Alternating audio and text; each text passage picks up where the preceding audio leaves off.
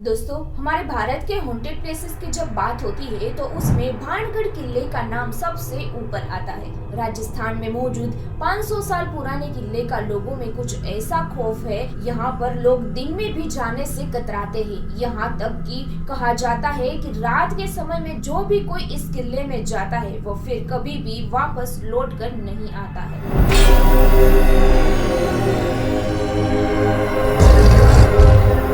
इसीलिए सरकार ने भी खुद बकायदा बोर्ड लगाकर रात के समय में इस किले में जाने से प्रतिबंध लगाया हुआ है। और दोस्तों, खौफ का आलम तो यह है कि रिजर्व एरिया घोषित किए जाने के बावजूद भी भारतीय पुरातत्व विभाग ने डर की वजह से आज तक यहाँ पर अपना ऑफिस नहीं बनाया है। तो फिर भानगढ़ के इस किले का इतिहास क्या है और आखिर क्यों आज इसको इतना ज्यादा खौफनाक और भूतह माना जाता है, यह सब हम हमारी आज के इस वीडियो में आपको बताने वाले हैं। नमस्कार दोस्तों, भानगढ़ के इस किले का निर्माण आमेरगढ़ के शासक राजा भगवंत दास ने 1573 में अपने छोटे बेटे माधव सिंह के लिए करवाया था। उस समय यह किला पूरी तरह से खुशहाल हुआ करता था और इसके लिए अंदर और चारों तरफ लोगों की घनी आबादी हुआ करती थी।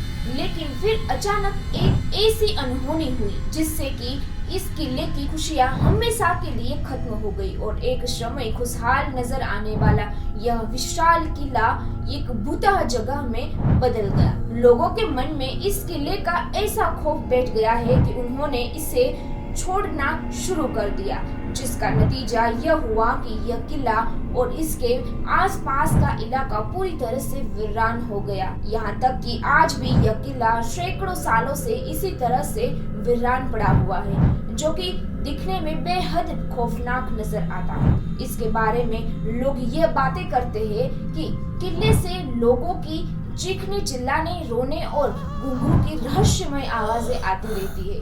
साथ ही यह बहुत से लोग यह भी दावा करते हैं कि जो कोई भी इस किले में रात के समय गया है वो फिर कभी भी वापस लौट कर नहीं आया है। और यही वजह है कि दिन में भी बहुत कम लोग ही इस किले के अंदर जाने की हिम्मत कर पाते हैं। अब ऐसे में यह सवाल तो मन में जरूर आता है कि आखिर इस किले में ऐसा क्या हुआ था कि इसको इस तरह से श्रापित और भूतह माना जाने लगा। असल में इस किले के हॉन्टेड होने के पीछे लोगों द्वारा एक नहीं बल्कि कई अलग अलग कहानियां बताई जाती है, लेकिन उन सभी में सबसे फेमस जिस पर लोगों द्वारा सबसे ज्यादा भरोसा किया जाता है वो यह है राजकुमारी रत्नावती की कहानी। कहते हैं कि जब इस किले का निर्माण करवाया गया था तब इसमें रत्नावती नाम की एक बेहद खूबसूरत राजकुमारी रहा करती थी। उस समय राजकुमारी रत्नावती की उम्र 18 साल की थी और उनकी खूबसूरती के चर्चे दूर दूर तक हुआ करती थी। उनकी सुंदरता की वजह से ही बहुत से अलग अलग सिंहासनों के राजा उनसे शादी करने की इच्छा रखते थे, जिसके चलते अक्सर ही राजकुमारी रत्नावती के लिए शादी के प्रस्ताव आते ही रहते थे। लेकिन राजकुमारी ने तब तक किसी के भी प्रस्ताव को स्वीकार नहीं किया था। अब एक बार राजकुमारी अपनी कुछ सहेलियों के साथ खरीदारी के लिए बाजार गई हुई थी और बाजार में वह एक इत्र की एक दुकान पर रुकी और वहां से अपने लिए इत्र खरीदने लगे कि इतने में ही उस दुकान से कुछ दूरी पर खड़े सिंधिया सेवड़ा नाम के व्यक्ति की नजर राजकुमारी पर पड़ी। और सिंधिया सेवड़ा उसी राज्य का रहने वाला था और वह काले जादू का महारथी माना जाता था। राजकुमारी रत्नावती की सुंदरता सिर्फ एक नजर में देखते ही सिंधिया उन पर पूरी तरह से फिदा हो गया था और वह टकटकी लगाए हुए राजकुमारी को घूरता रहा और उसी पल उसने अपने मन में यह तय कर लिया कि वह राजकुमारी को किसी भी कीमत पर हासिल करके रहेगा।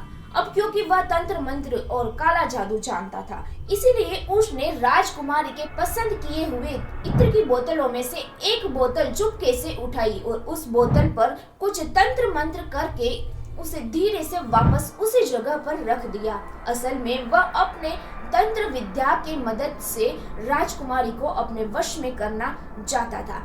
और उसका यह प्लान काफी हद तक सफल भी हो गया, क्योंकि राजकुमारी ने उसे इत्र के साथ छेड़छाड़ करते हुए देखा भी नहीं था। और फिर राजकुमारी इत्र की शीशी लेकर अपने किले की तरफ वापस जाने लगी। साथ ही सिंधिया सेवड़ा भी छिप छिप कर राजकुमारी का पीछा करने लगा। हालांकि अभी राजकुमारी सिर्फ कुछ दूर पहुंची ही थी, तब उनकी एक सहेली ने बताया, अनजान व्यक्ति ने इत्र की शीशी पर तंत्र मंत्र किया हुआ है। असल में राजकुमारी की उस सहेली ने सिंधिया सेवड़ा को इस इत्र की शीशी पर काला जादू करते हुए देख लिया था, लेकिन वह डर की वजह से दुकान में कुछ भी नहीं बोल पाई थी। राजकुमारी को जैसे ही काले जादू के बारे में बात पता चली तो उन्होंने वह इत्र की शीशी रास्ते में पड़े हुए एक विशाल आकार के पत्थर पर दे मारी। पत्थर पर पड़ते ही वह शीशी टूट गई और सारा इत्र उसी पत्थर पर बिखर गया। और दोस्तों, इसी तरह से इत्र पर किया गया वह काला जादू उस पत्थर पे आ गया। इसके बाद से वह पत्थर खुद ब खुद लुढ़कते हुए सिंधिया सेवड़ा की तरफ बढ़ने लगा। दरअसल सिंधिया सेवड़ा ने उस इत्र पर ऐसा जादू किया था कि जो भी कोई इत्र लगाएगा वो खुद ही उस तांत्रिक सिंधिया की तरफ खींचा चला आएगा। और जो कि वह इत्र पत्थर पर लग गया था, इसीलिए वह पत्थर तेजी से उसकी तरफ बढ़ने लगा और पत्थर ने लुढ़कते हुए उस तांत्रिक सिंधिया को कुचल दिया, जिससे कि उसकी मौत हो गई।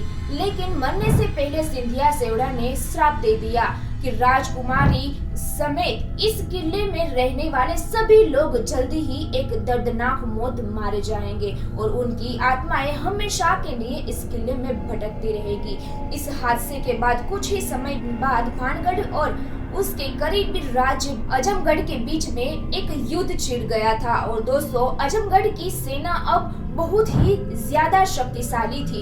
इसके चलते उनके सिपाही भानगढ़ के किले में घुस गए और किले में मौजूद हर एक पुरुष, महिला और यहाँ तक कि बच्चे को भी मौत के घाट उतार दिया गया, जिसमें कि राजकुमारी रत्नावती भी नहीं बच पाई थी। और दोस्तों, कहते हैं इस खतरनाक कत्लेआम के बाद से ही यह किला श्रापित हो गया था और उस नरसंहार में मारे गए मासूम लोगों की आत्माएं इस किले के अंदर ही भटकने लगी थी। दरअसल किले के आसपास रहने वाले लोगों को अंदर से अजीब अजीब आवाजें आती थी और साथ ही किले की तरफ जाने वाले लोगों के गायब होने की घटनाएं भी अक्सर सुनने को मिलती रहती थी। और दोस्तों, इन सभी चीजों के चलते ही किले के आसपास रहने वाले लोगों ने भी अपनी बस्तियां छोड़कर दूसरी जगह पर रहना शुरू कर दिया और देखते ही देखते ये किला और इसके आसपास का इलाका पूरी तरह से वीरान हो गया। इसके अलावा दोस्तों, इस किले के फतह होने के पीछे एक और कहानी यह भी बताई जाती है कि जिस समय यह किला बनाया जा रहा था, तब इस किले के जमीन के पास ही बाबा बालकनाथ नाम के एक साधु रहा करते थे। और बाबा को जब इस किले के बनने की खबर मिली तो उन्होंने राजा भगवानदास के पास यह संदेश भिजवाया कि वे अपने किले को इतना ऊंचा न बनाए कि उसकी परछाई मेरी कुटिया तक पहुंच जाए। अब राजा भगवानदास ने बाबा की उस बात को गंभीरता से नहीं लिया और जब यह किला बनकर तैयार हुआ तो उसकी परछाई बाबा बालकनाथ की कुटिया तक पहुंच गई। और दोस्तों, परछाई को देखकर बाबा क्रोधित हो गए और गुस्से में उन्होंने श्राप दे दिया कि भानगढ़ पूरी तरह से तबाह हो जाएगा। और दोस्तों, बहुत से लोग ये मानते हैं कि भानगढ़ किले की ये हालत बाबा बालकनाथ के उस श्राप की वजह से ही हुई है।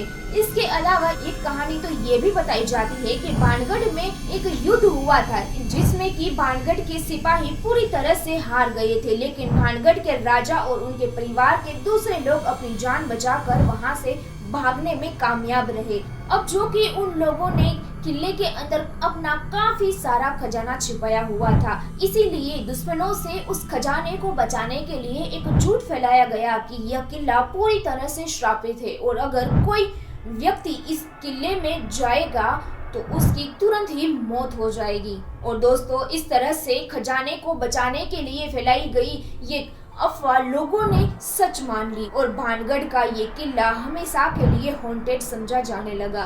वैसे वजह चाहे जो भी रही हो, लेकिन इतना जरूर है कि इस किले को भूतहा बनाने में हमारी सरकार का भी काफी हाथ रहा है। दरअसल कानून में भूत पिशाच और बुरी आत्मा जैसी किसी भी चीज को वही जगह या फिर मान्यता नहीं दी गई है और आज तक किसी भी कोर्ट ने अपना कोई भी फैसला भूत प्रेत को ध्यान में रखकर नहीं सुनाया है। इसके बावजूद भी सरकार द्वारा किले के बाहर बोर्ड लगाकर उस पर लिखना कि रात में इस किले में जाना मना है और भारतीय पुरातत्व विभाग का यहाँ पर अपना ऑफिस न बनाने की सभी चीजें कहीं ना कहीं इस बात की तरफ इशारा करती है कि हमारी सरकार भी भूत प्रेत में विश्वास रखती है। और दोस्तों सोचिए, जब सरकार की तरफ से ही ऐसे कदम उठाए जाएंगे तो फिर जाहिर सी बात है कि आम लोग तो इस किले को सच में ही श्रापित समझेंगे।